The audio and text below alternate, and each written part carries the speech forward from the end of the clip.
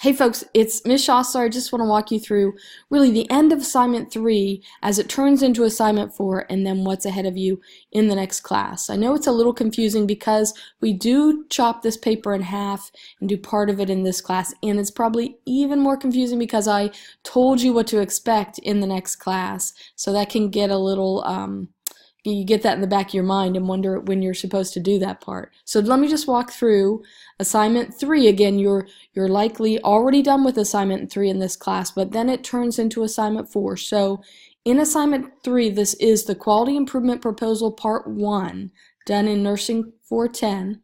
It's the first part of those 2 assignments that go together, one from this class and one from 495. So in part 1, it's based on your PICO question. Remember, you have developed that the whole way through this class, and some of you have changed it. That's perfectly okay, because sometimes we get in the middle of a PICO question and find out there's just not enough research on the topic yet because we don't have enough nurse researchers. So sometimes you have to change for that reason, and it's perfectly okay.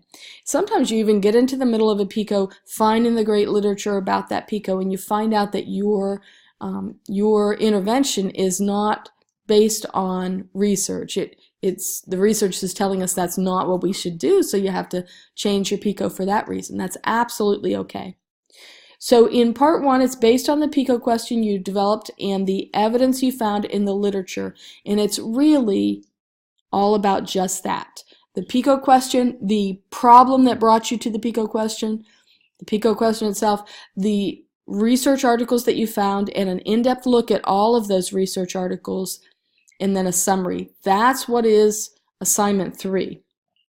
And then when you go on to part 2, which is in 495, you're going to build out that rest of the quality improvement plan. It's determining now that you know what the research says to do, it's fully supported the intervention in your PICO, then it's building the plan looking forward of how we're going to do that in the workplace, what the timeline's going to look like, who the stakeholders are, how we're going to implement change, what the financial resources are, and the other resources, because it's not just financial resources, the budgetary needs, the evaluation of the outcome. All those things happen in 495, second half of the paper. In fact, now you know what the second half is, and you can be working towards that in your spare time if you want to.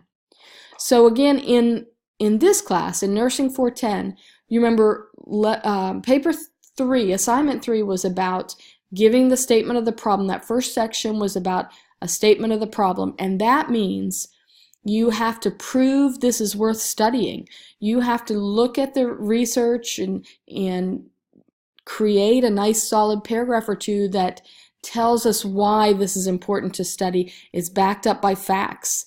So for example, if I was looking at implementation of kangaroo care or mother-baby bonding, I would give facts about how many women go into labor across this country in a day or a month or a year, give that statistic, and then maybe give some statistics about bad outcomes related to whatever my outcome measure it's going to be. Maybe I'm looking at kangaroo care for mother-baby bonding, that satisfaction of bonding in the hospital. So I could talk about bad outcomes related to that. Or maybe I'm looking at mother-baby bonding as helping to regulate the temperature of the infant after birth. And if that's the case, then I can talk about potential bad outcomes of temperature not being regulated in our infants and maybe even our preemie population. So you're building that into your statement of the problem, as well as that, that PICO is important there as well to show where you're going to go from there. So the problem, here's the problem, I'm going to address it with my PICO question. And the next section, which is really the meat of it, is the literature review. That's diving into each one of those 7 research articles that you've found supporting your topic.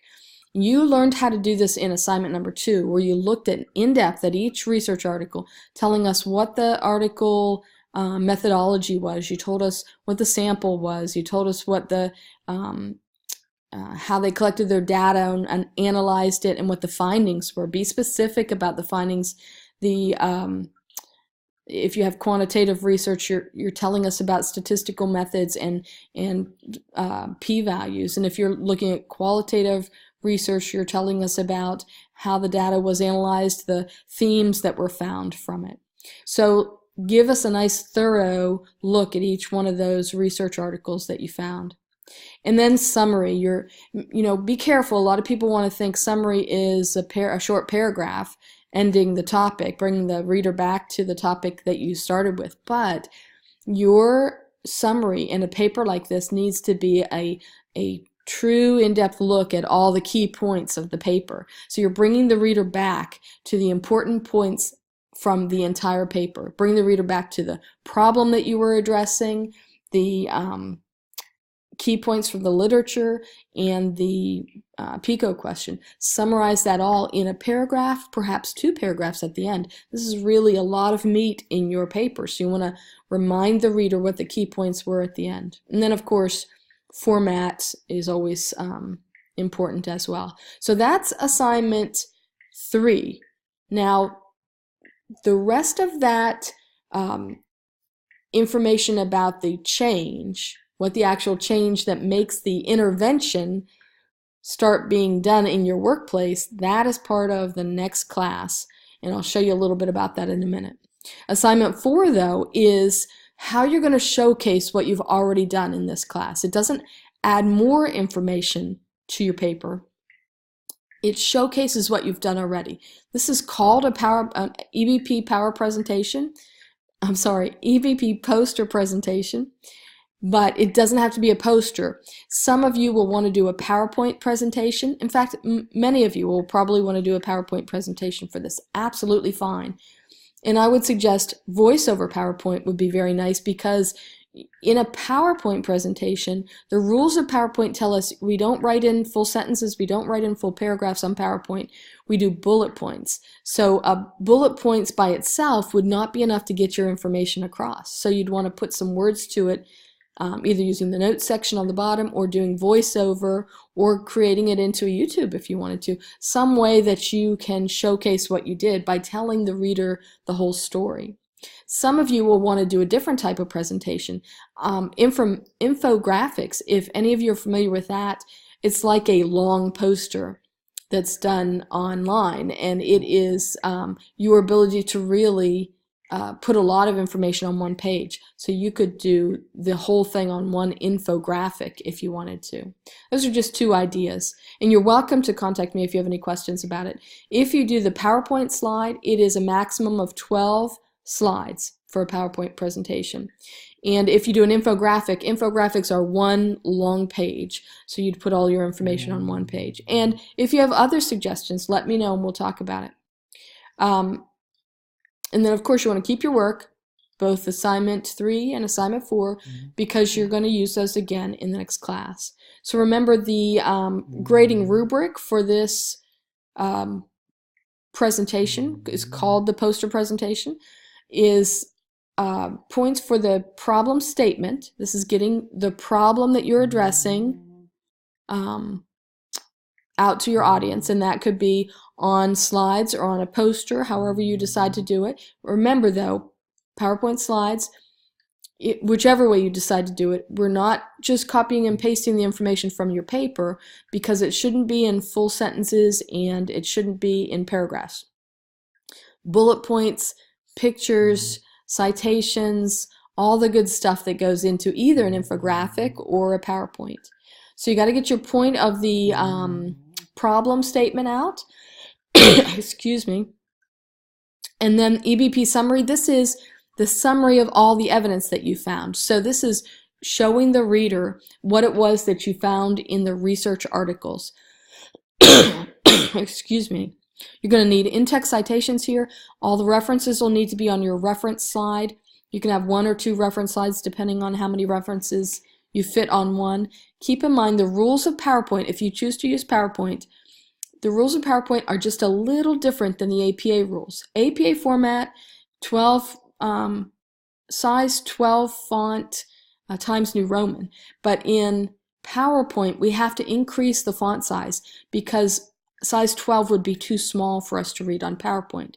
So you increase the size. You still use in-text citations. You still use full reference pages.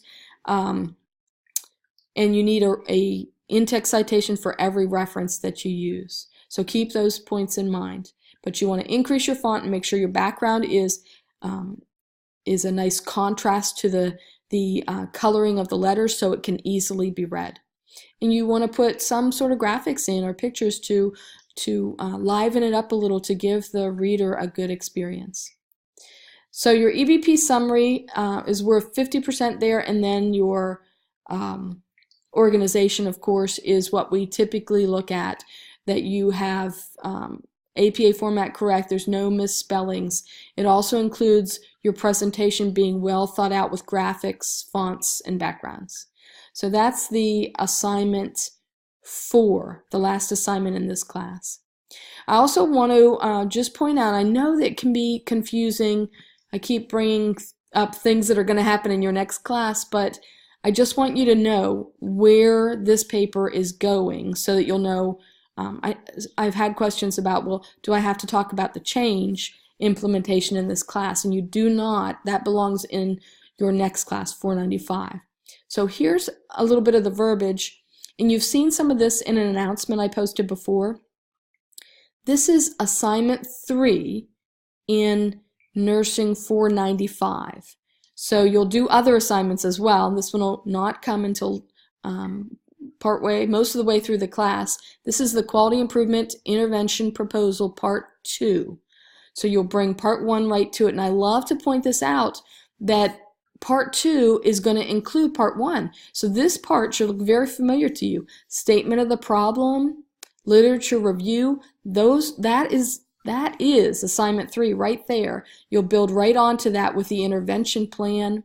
The intervention plan is that's saying, okay, you just went out and researched this PICO question. In blank, how does blank compared to blank affect blank? And it's that I out of the PICO that you're now going to implement in the workplace. So you have to imagine whether you're already using this in your workplace or not for your intervention. You have to imagine that you're not, and you're about to create a change in the workplace. And this paper is all about that change. So your intervention is talking about the implementation of a quality improvement plan where you're going to put that I into work, into use in the workplace. If we're talking about my example of kangaroo care, it means that I'm now going to research and fully plan and then implement the intervention of kangaroo care in the delivery room. So in this section, the intervention of the plan, you're going to use nursing leadership theory, concepts, and address how that timeline is going to look for implementation of change. In that section, you're going to talk about resources needed to implement the plan, and these certainly include the budget, monetary resources, but not just the budget, because manpower, training time, all those things and many more, physical supplies might be needed as resources to implement the plan. Stakeholders are important. We all know that the more we can get stakeholders involved in the decision to implement change and the steps of the change, the better the change is going to be. So this is going to be an important part of the paper for you. And then the evaluation. This evaluation is because we would never institute a change without looking back to see if it really worked. So your evaluation is tying it back to the O, your outcome of the PICO sentence or the PICO question, and using that O to measure success and then make changes again if things aren't going the way you want them. Who's going to measure the success? How's it going to be measured? How often is it going to be measured? That will be an important part of your paper as well, and then a summary and conclusion. So that's the way it's going to look in 495. So hopefully I've answered your questions about the assignment number 4 in 410, which is merely showcasing the work that you've already done in assignments 2 and 3. And then you already have some good tools in case you're going to work on this before you even get to nursing 495. If you have any questions at all, I'd be happy to talk to you about it.